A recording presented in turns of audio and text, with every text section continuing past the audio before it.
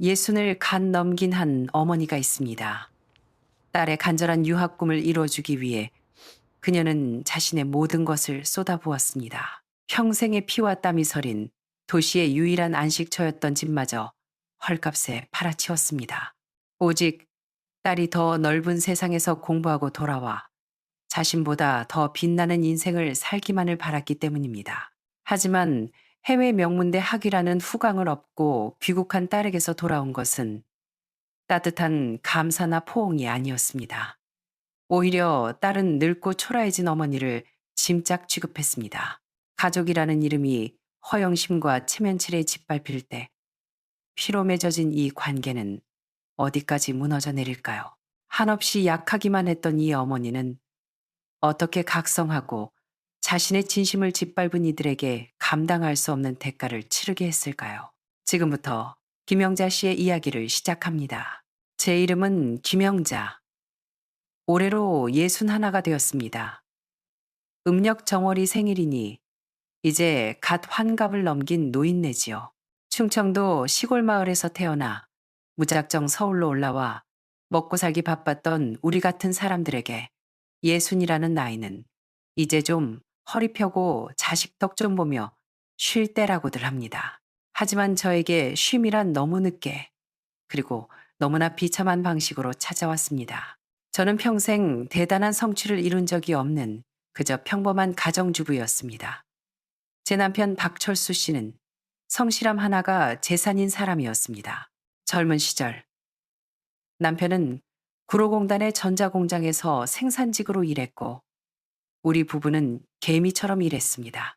남편이 퇴근 후 경비 일을 하러 가면 저는 식당 설거지와 남의 집 청소 일을 나갔습니다. 그 시절 우리는 정말 치열하게 살았습니다. 식탁 위에는 늘 김치찌개나 콩나물 무침뿐이었고 고기 반찬 한 번 올리는 날이 손에 꼽을 정도였습니다. 그렇게 우리 부부는 입고 싶은 옷, 먹고 싶은 것 다 참아가며 억척같이 돈을 모았습니다. 친척들에게 아쉬운 소리 해가며 돈을 빌려 보태 겨우 서울 은평구에 낡은 빌라 한 채를 장만했습니다. 지은 지 30년도 더 된 좁은 집이었지만 그곳은 우리만의 보금자리였습니다. 퇴근길에 올려다본 그 집 창문에서 새어나오는 불빛만 봐도 가슴이 벅차오르던 시절이었습니다. 그 집은 우리 세 식구의 땀과 눈물, 추억이 고스란히 담긴 곳이자 제 인생의 유일한 훈장이었습니다. 하지만 행복은 길지 않았습니다. 10여 년 전 남편이 덜컥 큰 병에 걸렸습니다. 몇 달간 이어진 병원 생활은 밑빠진 독처럼 우리가 평생 모은 돈을 집어삼켰고 수천만 원의 빚까지 남겼습니다. 결국 남편은 저를 두고 먼저 떠났습니다. 임종 직전 남편은 제 손을 꼭 잡고 딸 지은이를 바라보며 힘겹게 말했습니다. 여보, 우리 지은이 고생시키지 마. 우리처럼 살게 하지 말고 지은이 꿈 꼭 이뤄줘. 훨훨 날게 해줘. 그 말을 유언처럼 남기고 남편은 숨을 거뒀습니다. 그날부터 제 삶의 목표는 오직 하나, 남편의 유언대로 딸 지은이를 훌륭하게 키워내는 것이었습니다. 빚을 갚기 위해 저는 낮에는 공장, 밤에는 식당 설거지, 주말에는 청소일까지 닥치는 대로 했습니다. 제 손은 물 마를 날 없이 퉁퉁 불었고 손톱 밑에는 지워지지 않는 기름때가 꼈지만 저는 결코 제 자신을 위해 돈 한 푼 쓰지 않았습니다. 다행히 지은이는 똑똑했습니다. 학창 시절 내내 전교 1등을 놓치지 않았고 서울의 명문대학에 들어갔습니다. 지은이는 제 자존심이자 살아가는 이유였습니다. 딸아이는 어릴 때부터 외국 영화나 잡지를 보며 늘 말했습니다. 엄마, 난 나중에 꼭 유학 갈 거야. 더 큰 세상에서 성공할 거야. 그러면서 성공해서 돌아오면 강남의 으리으리한 아파트에서 저를 호강시켜 주겠다고 했습니다. 그 말을 들을 때마다 고생스러웠던 하루가 눈 녹듯 사라지는 것 같았습니다. 대학 졸업 후 지은이는 정말로 미국의 유명 대학원으로부터 합격 통지서를 받아왔습니다. 하지만 기쁨도 잠시, 엄청난 학비와 생활비가 문제였습니다. 매년 학비와 생활비로만 1억 원 가까이 든다는 사실에 지은이는 풀이 죽어 말했습니다. 엄마, 그냥 포기하고 여기서 취직할게. 딸의 눈에서 빛이 사라지는 걸 보니 가슴이 미어지는 것 같았습니다. 헐헐 날게 해달라는 남편의 유언이 귓가에 맴돌았습니다. 며칠 밤을 뜬 눈으로 지새운 끝에 저는 제 인생에서 가장 큰 결단을 내렸습니다. 우리 가족의 모든 추억이 깃든 제 유일한 안식처인 서울 빌라를 팔기로 한 것입니다. 부동산 중개소에서 매매 계약서에 도장을 찍을 때 손이 덜덜 떨렸습니다. 집은 6억 원 정도에 팔렸고 남은 대출금과 이것저것을 제하고 나니 제 손엔 5억 원 남짓이 남았습니다. 저는 딸에게 집을 판 정확한 액수는 말하지 않았습니다. 그저 밝은 목소리로 전화해 말했죠. 지은아, 엄마가 돈 마련했어. 넌 돈 걱정 말고 공부만 해. 엄마는 괜찮아. 저는 집 한 돈에서 무려 3억 원을 뚝 떼어 지은이에게 보냈습니다. 4년간의 학비, 집세, 초기 정착금, 그리고 중고차라도 한 대 사야 한다길래 차 살 돈까지 넉넉히 보냈습니다. 통장의 숫자가 썰물처럼 빠져나가는 걸 보며 불안했지만 딸을 위한 투자라 생각했습니다. 공항에서 딸을 배웅하던 날, 우리는 서로 부둥켜 안고 울었습니다. 엄마, 나 성공해서 돌아올게. 엄마 꼭 호강시켜줄게. 집을 판 저는 더 이상 서울에 머물 곳이 없었습니다. 저는 짐 가방 몇 개만 챙겨 고향인 충청도의 시골 마을로 내려갔습니다. 부모님이 남겨주신다 쓰러져가는 흙집이 하나 남아 있었거든요. 지붕은 새고 부엌 큰 재래식인 그곳을 남은 돈으로 대충 수리해서 살기로 했습니다. 남은 돈은 제 노후 자금의 전부였습니다. 시골에서의 삶은 단순했습니다. 텃밭을 일구고 닭 몇 마리를 키우며 살았습니다. 밥상엔 직접 기른 채소와 된장찌개가 전부였고 두부 한 모 사는 것도 손을 떨며 아꼈습니다. 오직 딸에게 무슨 일이 생기면 보내줄 비상금이라 생각하며 허리띠를 졸라맸습니다. 제 유일한 낙은 딸에게서 걸려오는 영상통화였습니다. 처음엔 딸도 신이 나서 학교 생활이며 여행 이야기를 조잘거렸습니다. 저는 동네 이웃인 순자댁이나 최씨 아저씨에게 우리 딸이 얼마나 대단한 공부를 하는지 자랑하느라 바빴습니다. 영자 씨는 좋겠어. 딸 농사 잘 지어서 이웃들의 부러움 섞인 말에 저는 세상을 다 가진 듯 행복했습니다. 하지만 시간이 흐르며 딸은 변해갔습니다. 유학 2년 차가 지나자 화면 속 딸은 더 이상 순박한 제 딸이 아니었습니다. 화장은 진해졌고 옷차림은 사치스러워졌으며 말투에는 겉멋이 잔뜩 들었습니다. 주변 친구들이 다 부잣집 자제들이라며 그들과 어울리기 위해 돈이 필요하다고 했습니다. 엄마, 파티 드레스가 필요해. 엄마, 좁은 기숙사는 폼이 안 나. 더 좋은 아파트로 옮겨야 해. 엄마, 교수님들과 교류하려면 골프도 배워야 해. 딸의 요구는 끝이 없었습니다. 처음 줬던 3억 원은 금세 바닥을 드러내는 듯 했습니다. 저는 시골 읍내 공장에 나가 청소 일을 하고 폐지 줍는 일까지 하며 딸이 달라는 돈을 붙여줬습니다. 하지만 딸은 고마워하기는커녕 영상 통화 배경으로 보이는 낡은 시골집을 창피해했습니다. 엄마, 제발 뒤에 그 지저분한 집 좀 안 보이게 해줘. 친구들이 볼까봐 겁나. 엄마, 촌스러운 사투리 좀 쓰지 마. 친구들이 들으면 웃어. 딸은 가난한 고향과 촌스러운 어미를 자신의 인생 5점이라 생각하는 듯 했습니다. 유학 3년 차 설날에 들어오라 했지만 딸은 바쁘다는 핑계로 오지 않았습니다. 그러면서 갑자기 남자친구가 생겼다고 자랑했습니다. 이름은 존, 엄청난 재벌가, 아들이라고 했습니다. 엄마, 존 내 부모님은 기업 가고 교수셔. 집안을 엄청 따져. 그래서 내가 우리 부모님은 서울 강남에 사는 은퇴한 교수라고 했어. 저는 말문이 막혔습니다. 그러니까 엄마, 나중에 혹시라도 통화하게 되면 말 조심해야 해. 알았지? 딸은 자신의 배경을 세탁하기 위해 거짓말을 시작했습니다. 저는 불안했지만 딸의 앞길을 막을까봐 아무 말도 못했습니다. 4년 후, 드디어 딸이 박사 학위를 따고 귀국했습니다. 저는 며칠 전부터 대청소를 하고 딸이 좋아하는 닭백숙과 갈비찜을 준비했습니다. 하지만 하이힐을 신고 명품 옷을 입은 딸은 집에 들어서자마자 코를 막으며 인상을 썼습니다. 엄마, 집에서 흙냄새나. 와이파이는 돼? 답답해서 어떻게 살아? 제가 정성껏 차린 닭백숙은 거들떠 보지도 않고 배달 앱을 켜서 파스타를 시키더군요. 엄마, 나 이런 시골 음식 이제 안 맞아. 집에 머무는 동안 딸은 밖으로 한 발자국도 나가지 않았습니다. 이웃들이 알까봐 숨어 지냈습니다. 엄마, 동네 사람들한테 나왔다고 하지 마. 귀찮아. 그러더니 얼마 후 남자친구 존이 부모님과 함께 한국에 와서 상견례를 하러 온다고 했습니다. 저는 들떠서 읍내에 나가 쌈짓돈으로 옷이라도 한 벌 사 입고 손님 맞을 준비를 해야겠다고 생각했습니다. 그런데 딸이 정색하며 말했습니다.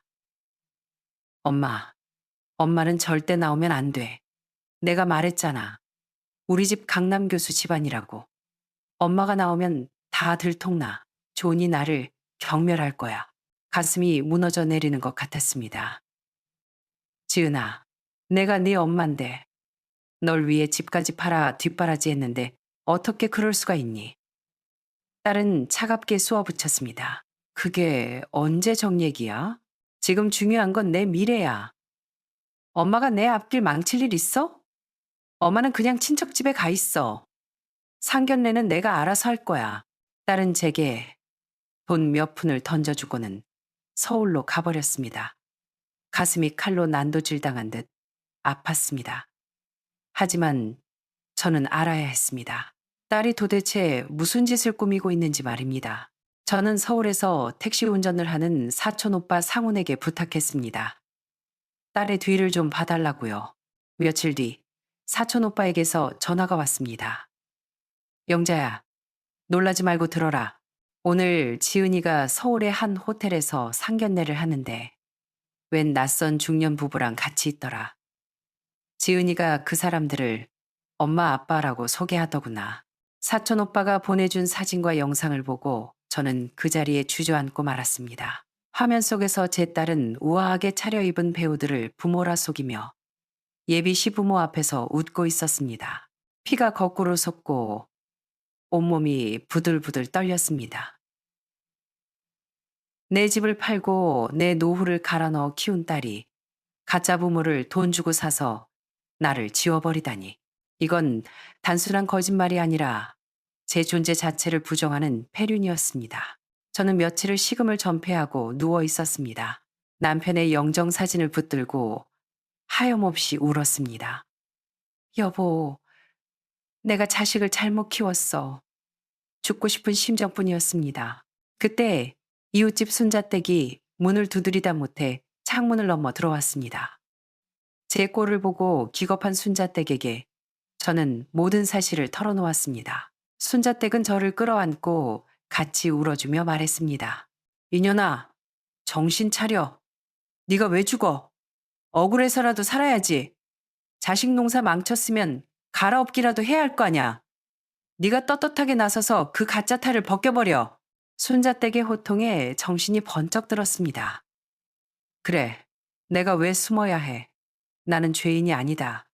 나는 다시 일어서기로 결심했습니다.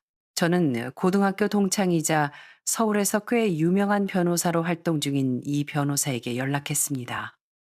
사정을 들은 이 변호사는 분개하며 돕겠다고 했습니다. 우리는 치밀하게 증거를 모으기 시작했습니다. 집 매매 계약서, 딸에게 보낸 송금 내역, 딸이 돈을 요구하며 보낸 문자 메시지, 그리고 저를 무시하고 멸시했던 통화 녹음 파일까지. 이 변호사는 흥신소를 통해 딸이 고용한 가짜 부모 배우들의 신상도 확보했고 그들이 돈을 받고 연기하기로 했다는 자백도 받아냈습니다. 그러던 중 딸에게서 연락이 왔습니다. 약혼식 비용과 신혼집 마련에 돈이 더 필요하니 남은 노후 자금을 다 내놓으라는 것이었습니다. 엄마, 돈 좀 보내. 나중에 다 갚을 테니까. 안 그러면 평생 엄마 안 볼 줄 알아. 저는 이 변호사의 조언대로 침착하게 답장을 보냈습니다.